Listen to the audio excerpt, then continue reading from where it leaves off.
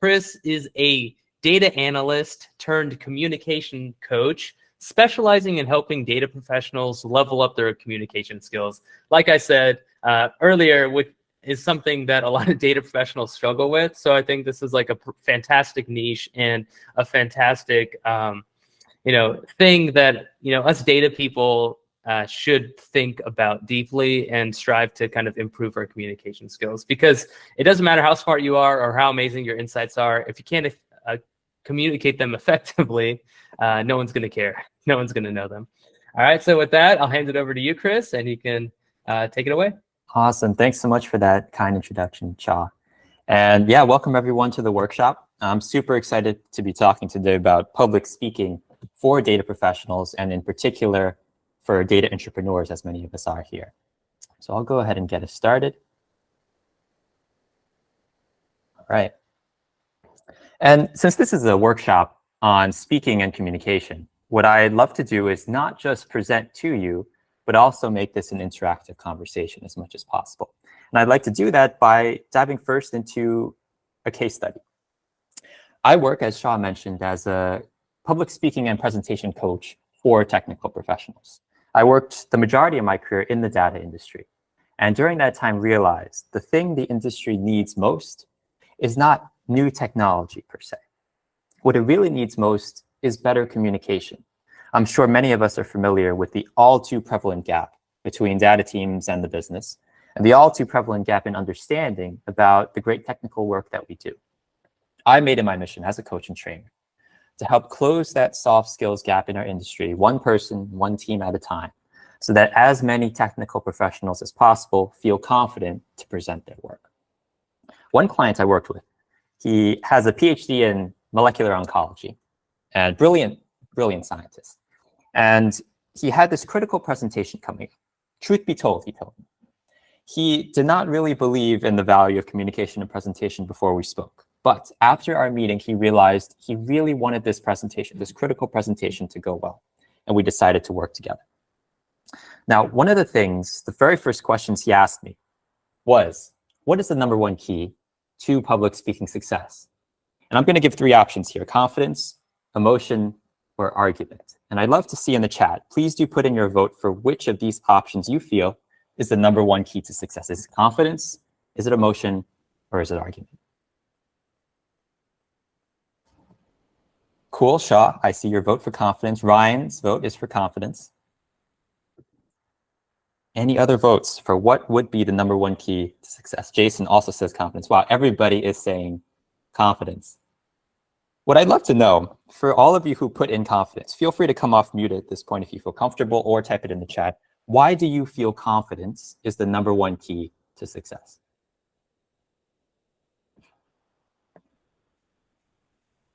Yeah, Knife, please feel free to come off mute. Yeah, I think, sorry if there's noise, I'm in Barcelona, I'm outside, so it was some noise, sorry. Yeah, I would say confidence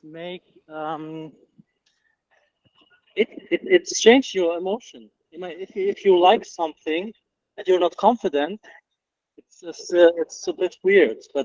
And if you have arguments and you're not confident, the argument will be not strong. So I think confidence is one of the strongest of the 3, because it will influence all the other one. I love that perspective. From what you said, it sounds like confidence is really the key to everything, because if you don't have confidence, perhaps the argument you say, even if it's really good, is not going to be the most compelling it could be. Ryan also in the comments mentions the mental headspace changes with confidence. Absolutely, I agree. If you feel confident, everything else just falls into place so naturally. Any other thoughts from anyone else? Why confidence is the #1 key to success? I'd say another thing is like nervousness or perceived nervousness. Like when you're up on stage and kind of there's like a tremble in your voice or you're sweating or whatever. I think that emotion comes across to the audience, and then they start to feel nervous and they feel uncomfortable, and now they're totally distracted and can't pay attention to anything you're saying because they're so wrapped up in the nervousness of the situation. That is such a good point. What I like to say about public speaking is the audience will feel the emotion that you feel. If you're feeling nervous, you're going to make the audience feel nervous. If you feel really excited, the audience is going to feel really excited. So managing those emotions and coming in with confidence is absolutely essential for success. Now, I'm not going to tell you which one of those yet is the #1 key, but the plan for this workshop is I'm going to give you a tour de force of these techniques for public speaking, broken down into these sections: sentences, slides, and stories, so that by the end of this workshop, it'll be crystal clear what the answer to that question is. There'll be opportunities for Q&A throughout this session. So rather than one Q&A at the end, I'm going to have instances where we do, let's say, 5 minutes of Q&A after each of these sections completes. Let's get us started. Let's begin with sentences. And this is the level of the words that we choose to use during the presentation. For example, can we give the same presentation to a CEO or to our stakeholders or to our technical team? And the answer is no. You need to personalize your presentation to each audience that you speak to. And how I like to describe this is you need to know 3 things. You need to know what is the level of your audience's technical proficiency right now? What information have they seen in the past? And what action do they need to take in the future? If you know all those 3 things, past, present, and future, you have the timeline in your mind of who your audience persona is, and you can design a great presentation to meet their needs. To exemplify this, here's a slide that probably many of us are familiar with, that we've seen over the course of our career. A horrible slide filled to the brim with text and information. And what I'm going to ask you is, how can we fix this slide? But before we even go there, the question you must ask is, who is the audience? So I'm going to say the audience is the CEO of a company. They want to know, looking at this slide, they want to know about the issues faced by these 3 projects. So you can see on this slide, taking the time to read it meticulously, as it's encouraging here. There are 3 projects: multinational food and beverage company, leading global cosmetics company, and global logistics and delivery company. So let's say we need to give this to a CEO. We want them to get at a glimpse all the information captured in this slide, but a lot more succinctly, because CEOs are short on time. So the question I will ask you is, how would you fix this slide to meet the needs of that kind of audience? Feel free, again, to type it in the chat or come off mute if you feel comfortable.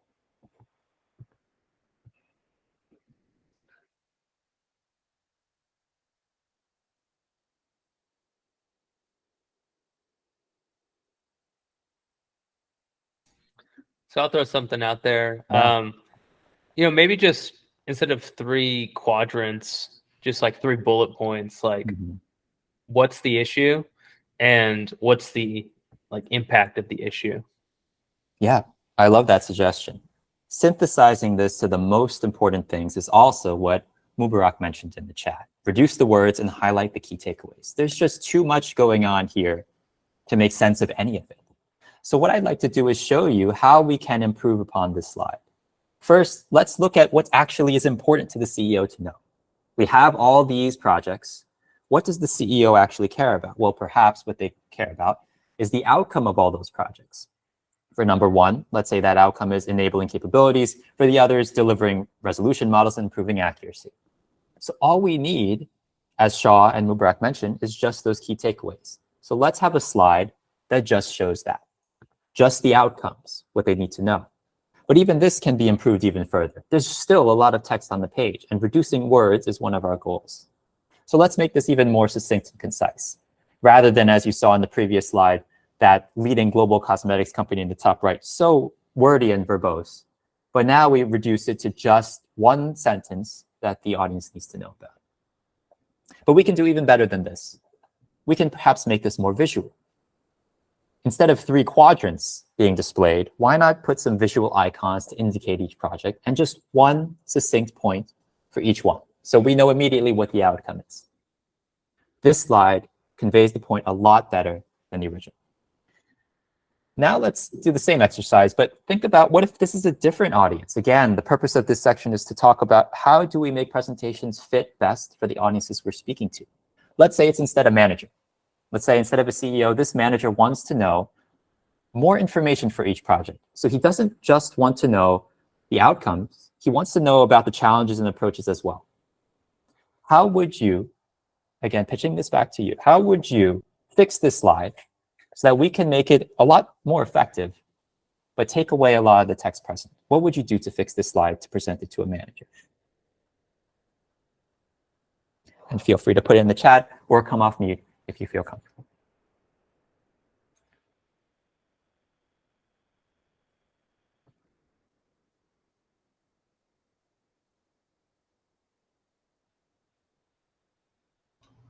I would think similar to what you had for the CEO, but you're adding a little bit more context. Mm-hmm. So you're wanting to make it a little bit more visually appealing, Mm-hmm. but having a little bit more context because they're wanting to understand as your manager kind of what you're going through. Great. I really like that suggestion because you provide the number one key takeaway, which is perhaps the outcome, but you also provide a little more context so we can understand what's going on. And that's exactly what we're going to do in the next series of revisions. We have 3 projects present, but is it really necessary to show it all on one page? The answer is no. While it makes it certainly easy to access all in one place, it's a lot harder to digest in one place. So why don't we separate things out? Let's focus on one project at a time. Let's focus on multinational food and beverage company now, and just make this a slide of its own. And to Ryan's point, in addition to the outcome, mentioning a little bit more context. Challenge, approach, and outcome all get just one line with visuals to make it a little more engaging. And now we understand in one glance everything about this one project. We can do the same exercise for leading global cosmetics company and make that a slide of its own. And finally, global logistics and delivery company. What are the challenges, approaches, and outcomes for this? Now we have that here all in one slide. The lesson I hope to take away from this is that while we have a lot of information we want to convey, and we want to convey that effectively to our audience, it's not often good to stuff it all in one place. It makes it easy for us as the speaker, we don't forget anything, and it's very easy for us to remember. But it's very difficult for our audience if they have so much to digest at one time. Separating things out is often one of the best approaches if you have a lot of information. At this point, I'd like to recap everything that we've covered so far about sentences at this level in the workshop. For sentences and the words we choose to use for our audience, you need to remember 3 things. What is the level of technical proficiency right now? What information have they seen in the past, and what action do they need to take in the future? In the case of the CEO and manager, they had very different goals, very different actions they needed to take.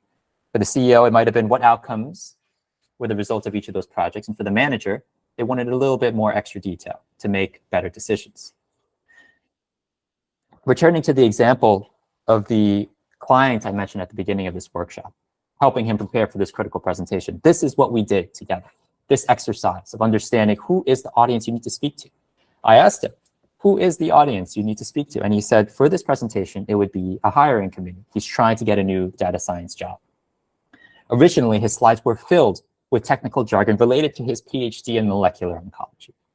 And I said, what is their level of technical proficiency right now? He said to me, probably very little. And I said, okay, in that case, would they understand all of these terms? And he said, probably not. And that's when I said, then it's important to remove those terms, replace them with more general ones they can understand so they can relate to the information you're conveying. So rather than including a lot of jargon, use general terms they understand, or if you need to use technical terms, define them at least once, and then it'll be a lot more clear for the audience subsequently. We repeated this exercise for the other 2 questions. What information have they seen in the past? Well, they've probably seen a lot of presentations just like yours. What action do they need to take? They want to determine if they should hire you. So you need to make sure your presentation is memorable.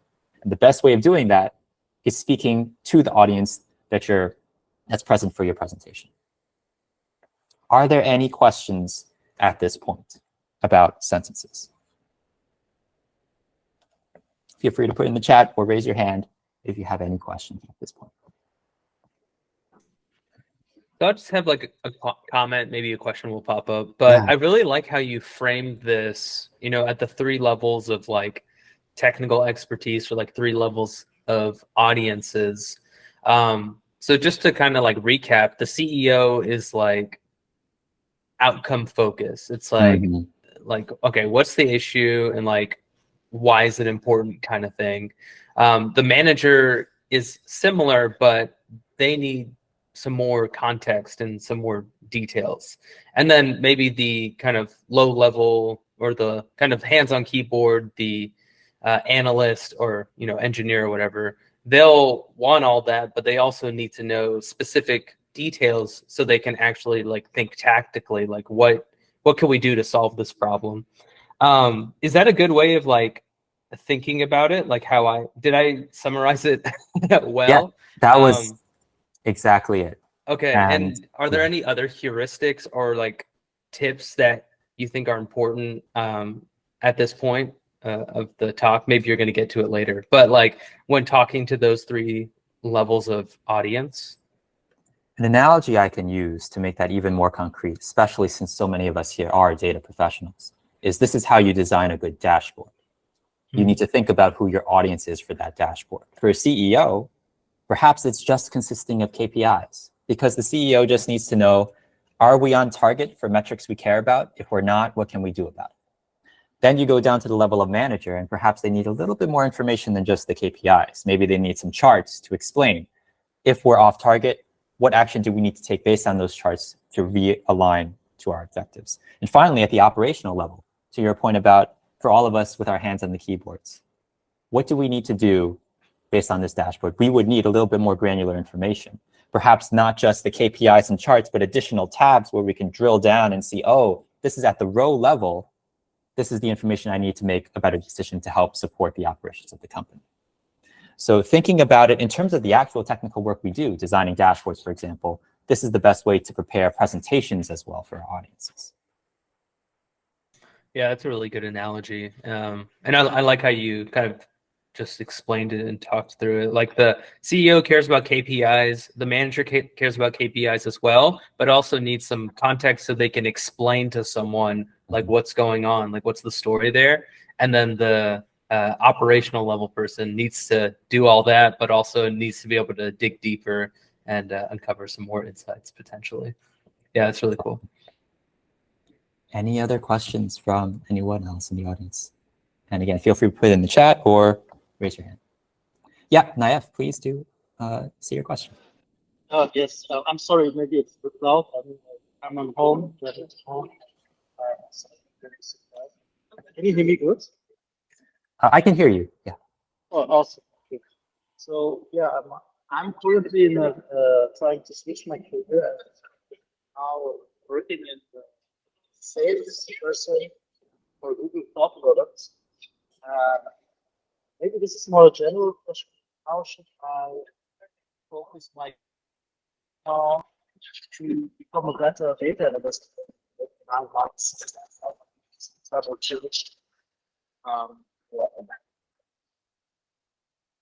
Sorry, Naif, you're breaking a bit in your audio. Would you mind putting your question in the chat, and that way I can read it and not make any mistakes with your intention?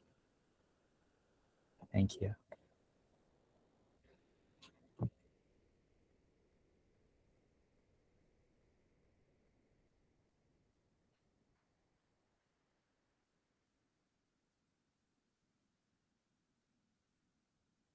Any other questions from anyone else as Naif is putting that in the chat?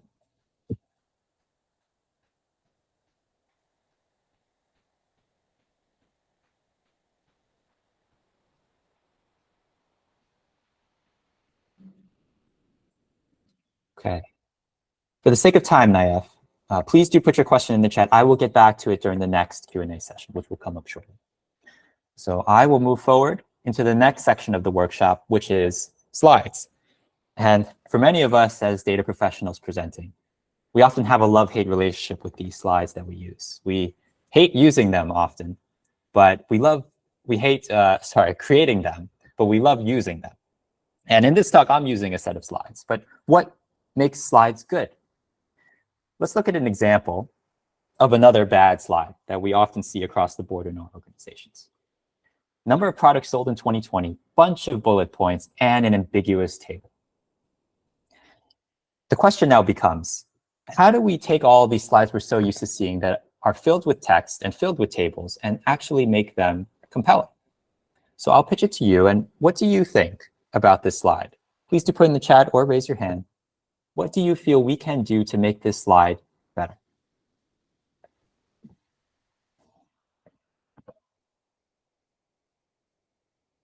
Yeah, Shaw mentions he doesn't like it. I do not either. Any thoughts from anyone on how we can change these slides that we're so used to seeing to something better? Jason mentions graph the data, highlight the lines or parts of the line that correspond to your key message. Add some color, says Mbrak. Excellent. These are perfect suggestions. And actually, we will be doing all of those steps very soon. I'm going to transform this slide from this horrible, bad business slide into a compelling data visualization. We're going to turn this into a line graph, first of all, as was suggested. By doing so, you can see immediately what the difference is. If I show you the original slide, it's very hard for you to see where does the decrease happen. Nothing stands out to you here as important. You see a bunch of text, you see a table with a lot of numbers. You don't see where that trend dips. But as soon as I put it into a line graph, suddenly it becomes starkly obvious that something is going wrong from October to December in the number of products sold, in this case for brownies. We can do even better with this graph, however. If you look at the title, number of products sold in 2020, this is a horrible title. This is a title that is often created by default by many data visualization tools we use, or even by our software tools in PowerPoint. But it's purely descriptive, telling us what is going on, but not why it matters to us. What I always recommend for slides is if a CEO or anyone were to flip through all of your slides and just read the headlines alone, they should understand what your story is. If a CEO were to just read number of products sold in 2020, they would have no idea what they need to do with this slide's information. So let's improve that. Let's make it this. Ice cream and cakes increased, but sharp decline in brownies since October. Now you can see the story that's going on. Ice cream and cakes, our products in this baking company, let's say, are doing well, but brownies are not doing well, the blue line. We can, however, make this even better than that. You can see on this slide all of these grid lines that I've boxed in red. That's just a lot of clutter on the page. What we can do instead is remove the grid lines and replace them with data labels, as you can see here. I've just put data labels at the beginning and end of the graph, not just any place, but the critical points that are most important to this story. In order to show an increase, I just need to show the first point was lower than the last one. To show a decrease, I've highlighted those 3 points, 100, 73, and 50 for the blue line representing brownies. You don't need to label everything. You just need to label the most important parts. Now, there's another part of this visualization that I don't like, but it's often used. If you look at the legend here, think about how you read this chart using the legend. You look at brownies, okay, that's blue. Then you look at the orange line, you say, okay, what's that? Oh, the legend says it's ice cream. Then you look at the gray line and say, oh, what's that? Oh, the legend says it's cakes. Your eye is darting back and forth across the page. It's not good user experience. How can we make that better? Well, why not directly label the lines? Now I don't need to pinball my eye across the page. I know instantly what each line represents. To show that difference again, look at how you experienced it with the legend. You need to dart your eye across the page to understand what each line is. But now it's directly obvious what each line represents. But we can do even better than that. Look at what happened between those two slides. I have a bunch of color, blue, orange, and gray. But do I really need all those colors? Color used to differentiate each line from the other because one was blue, one was orange, one was gray. But now since I have the direct labels, do I really need color to do that differentiation? No, it's redundant now. By making them all gray and just using one touch of one bright color to highlight the most important part, as was noted in the chat earlier, I make the message here instantly clear. Ice cream and cakes increased, yes, but there's a sharp decline in brownies since October in red. Now, at this point, there is still something else I'd like to improve on this slide. Take a look at this slide and put in the chat or raise your hand. What else do you think we can improve to make this slide even better than it already is?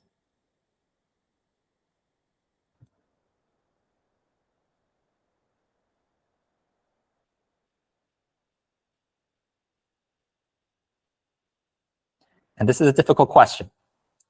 So I will give you the answer. The answer is we can add a little touch of red to the title. By doing that, your eye instantly connects the meaning, sharp decline, to the red in the chart. You understand that's what it means.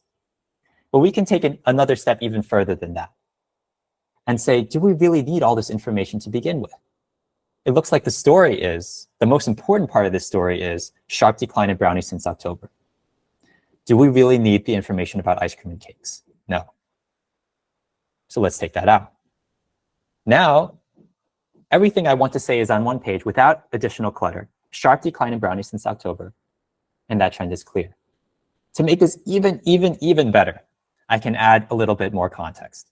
Why did this happen? Well, there was a switch to a new brownie recipe. Now we understand something bad is happening since October, why it's going on, and the next step is what we can proceed to cover in subsequent slides. To show the transformation, this is where we started, and this is where we ended up. Instantly clear that the graph and using all of these techniques for slide design and data visualization have made our message crystal clear for our audience. To recap what I've covered in this section, for every slide you must have one main message per slide, nothing more. Similar to how we listen to conversation, we cannot listen to two conversations at once. Make your message clear to your audience within the first few seconds of looking at it by using color purposefully, by taking away clutter. This is an exercise I did with the client that I mentioned previously. All of his slides used to be filled to the brim with text. And I said, if you just emailed your slide deck to your audience, they would have all the information they need. Why do you even need to be there as a presenter? And he thought about that for a moment and he realized, yes, the purpose of a slide is not to capture all the information you want to say. The purpose of a slide is to complement, not repeat, your delivery. It should have the main takeaways, as we've mentioned before, so that you, as the presenter, can fill in the remaining detail and context. Any questions at this point in the talk? Feel free again to put your question in the chat or raise your hand.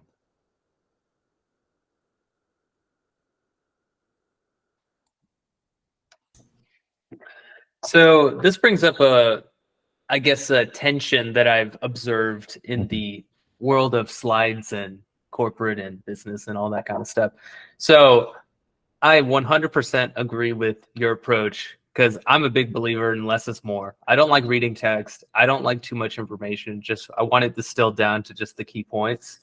But on the other side, and something I was exposed to in like corporate when I was working at Toyota, is that it was like the opposite philosophy. The philosophy was, oh, if you send someone the slide, like someone should be able to follow the slide deck if they just received it in an email, like even if they weren't at the call, weren't at the meeting.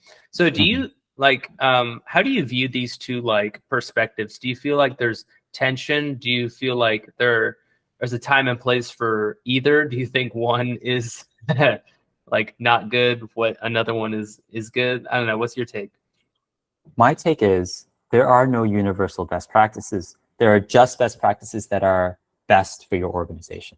For the example that you gave at Toyota, if the purpose of the slide deck is to just give information, then by all means, they should be a report, in essence. They should capture all the information we need to know. We don't necessarily need to be there as presenters to deliver it because it's just giving information. My belief is that if you want your presentation to be more than just giving information, if you want it to inspire someone to do something, then that's when you need to come in and be a presenter, but also make the slides more sparse so that they can complement you. There's this philosophy when it comes to presentation. Should we send the decks out in advance, as you mentioned? Or should we surprise our audience with them as we go through the narrative? And my belief is, if the purpose of your presentation is to give information, by all means, send the deck in advance. Everyone will have the information they need. Then we can discuss that during the meeting because everybody's been caught up to speed. But if the purpose of your presentation is to tell a story, to give people context, a big insight, and then a call to action, then it may not be as effective to give the slides in advance because then people will see the ending before you've even started at the beginning. It's sort of like giving the punchline of a joke before you've even given the setup. So my philosophy is if you want to tell a story, you want to inspire people, then don't send the slide deck in advance. Make them sparse, and then tell the story as you go as the presenter. Yeah, I really like that. And I think you've given us like two like great insights into effective communication. Like, one, know your audience, and then two, like, know your purpose, you know, because I think those two things will give you a lot of clarity. Absolutely. And Jason mentions a question: does reducing the x-axis labels help to even minimize noise? No need to list all the months in the year. Yes, and that's an excellent question. By removing a lot of the information that I saw before, you can make this slide even better. So rather than, and I will go back to that slide, you can see here, there's January all the way to December. Do we really need all of the months in between? Probably not. If we just had January and then skipped over to May and then skipped over to December and then December, that could be sufficient, or even January to December. People understand that in between are all the months. So in that way, we can make this slide even better by removing that redundancy. Awesome. So now I'm going to move forward to the final section of our presentation, which is stories. And the question I'd like to pose is, what is a story to begin with? And I'd like to dive into that by looking at this slide. This is a slide that has a lot of information on it. Let's say that this is the only slide in our presentation deck. Take the time to read through this slide. There is a lot of text here. As we talked about, that's not often a good practice. I want you to read through this slide, pretend it's the only slide in the deck, and think about the question: what is this slide missing? What information would you like to know to make this a more complete picture of what's going on? So again, take the time to read this and think about that question. What is this slide missing that would make this a fuller picture of what's going on in terms of this company? Feel free to put that in the chat or raise your hand.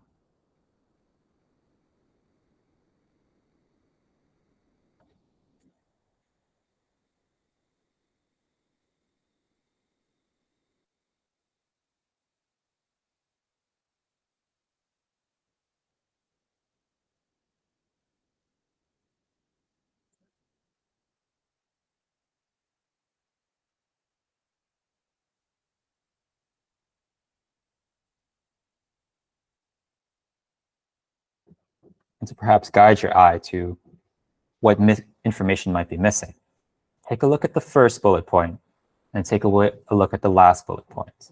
And think about, yes, it's saying some information about what's going on, but what am I missing to understand perhaps what we need to do about it?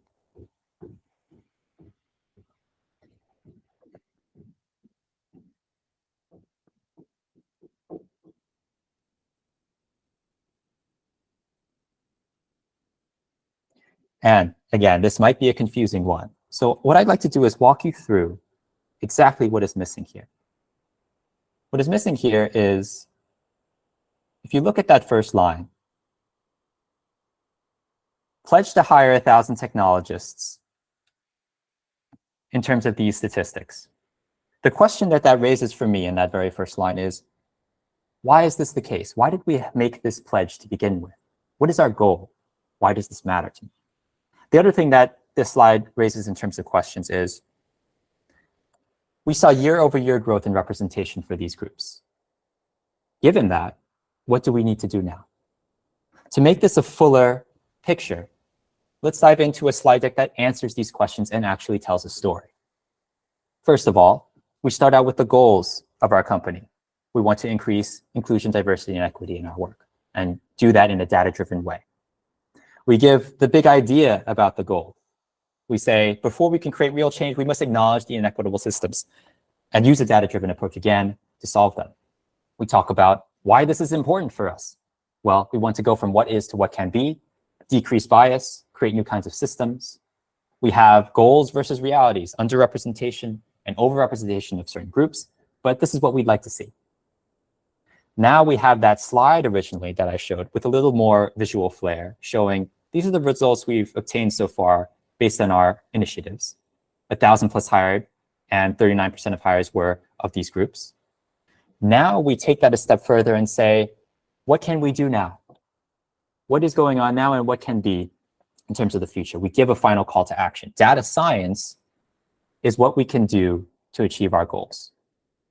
So what is a story? A story is taking all the granular information we know so well, what's going on, taking it a step further, one level up, why does it matter? And one level up even further than that. What action can we take in the future? It's the idea of a presentation not just being about giving information necessarily, but inspiring some kind of action from our audience. By going higher and higher to higher level whys, we can make that even more clear. Any questions at this point? And this is the last opportunity for Q&A before I have the final close.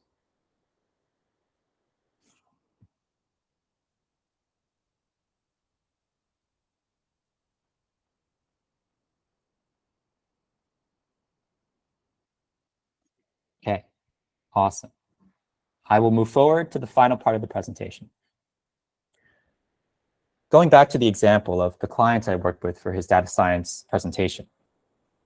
I worked with him, as I mentioned before, through these steps from sentences to slides to stories. Originally, removing all the technical jargon from his presentation, making it a lot more accessible for the audience he was speaking to. Second, at the level of slides, making sure that they weren't redundant, having all the information he needed to say, but rather complementing it so that he could deliver the context, details, and story to create that emotional connection. And in terms of story, what I emphasized to him is that for each of his slides, don't just talk about what happened. He talked about what he hypothesized, what he did in terms of the experiment, what he obtained. Tell me why that matters to me. What often happens for us working in the fields, we become so entrenched within our space, we forget that other people don't see that overarching why that we understand. We need to make that clear. To take all the threads of facts that we're trying to deliver and encapsulate them within that overarching why. Why does this matter to the people I'm talking to? And I hope by this point it's clear what the number one key to public speaking success is.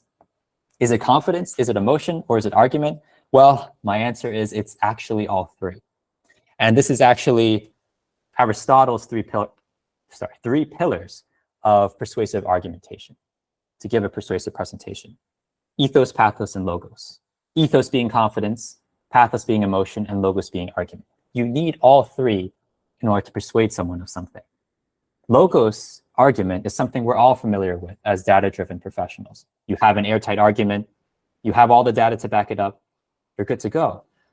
But in order to be an effective presentation, you need more than that. You need the confidence, as we talked about before. And how do you build confidence? By knowing your audience, by doing the research on them. What is their technical proficiency? What information have they seen before? What action do they need to take in the future? Nothing builds confidence more than if you understand your audience completely and can meet their needs. And finally, emotion. We talked about in slides and storytelling how emotion can make facts meaningful. By themselves, facts don't mean anything to us. In a day from now, if I gave you a list of facts, you wouldn't remember them. But if I tie those facts to visual imagery and I put them into a story, you will remember them. And that feeling that you get from the facts will remain with you. The call to action that I'd like to give in this presentation, the emotion I would hope that you feel by the end, is to feel inspired to give great presentations of your own, using all the techniques we've covered. So thank you all for attending. Here's a QR code with my link to my free resources, my YouTube, my LinkedIn. Please do stay connected. And it was a pleasure to talk with you all today. Thank you. What an awesome presentation. I took a lot of notes. Yeah, thanks again, Chris. I'm sure a lot of people got value out of this. I know I did. We have a post-event survey. So if you guys have 30 seconds after this, feel free to give us feedback. I definitely appreciate it. And I'm sure Chris would as well. If any other questions come up that you weren't able to ask during the presentation, feel free to drop them in the survey, the post-event survey that I just linked in the chat. Let's see. Okay, so I also wanted to mention we will be posting the event recording in the past events channel in the Discord and also on the YouTube channel. So stay tuned for those. And with that, let's thank Chris once again for an awesome presentation. And we'll see you guys on the next one, which will actually be in a couple weeks, where I'll be talking about large language models tailored to an audience of data entrepreneurs. So we'll see you there. Thanks, guys. Thanks, Chris. Thank you all.